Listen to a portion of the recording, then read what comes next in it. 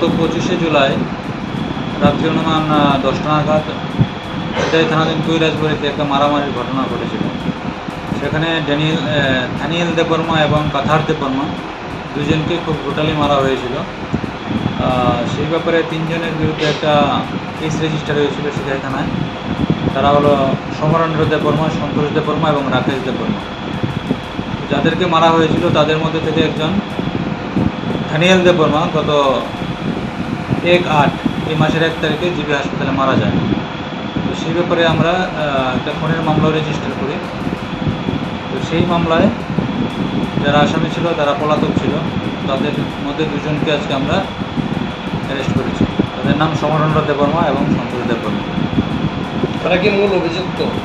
মূল অভিযুক্ত, এফআইআর নাম ছিল তাদের। আর কেউ কি যুক্ত আছে? আরেকজন আছে রাকেশ দেববর্মা, সে এখনও পলাতক। স্যার, 2 জনকে আপনারা কোথা থেকে গ্রেপ্তার করতে সফল হলেন? তাদেরকে আমরা আজকে পেশাতক থেকে নিয়ে এসেছি। কালকে কি কোর্টে ফরওয়ার্ড করা হবে? কালকে কোর্টে ফরওয়ার্ড করা হবে। এই মানছে স্যার, এই ঘটনার পরিপ্রেক্ষিতে এখনো পর্যন্ত এলাকার পরিস্থিতি কোন পর্যায়ে আছে? যাদের ভিকটিম ফ্যামিলি তাদের মধ্যে তারা খুবই ইমোশনাল হয়ে আছে। এটার জন্য এতদিন হয়ে গেছে আসামিটা গ্রেপ্তার হয়নি। আজকে আমরা 2 জনকে অ্যারেস্ট করতে পেরেছি এবং অ্যাসিস্ট্যান্ট তাদের পরিবারকে আমরা দেবো।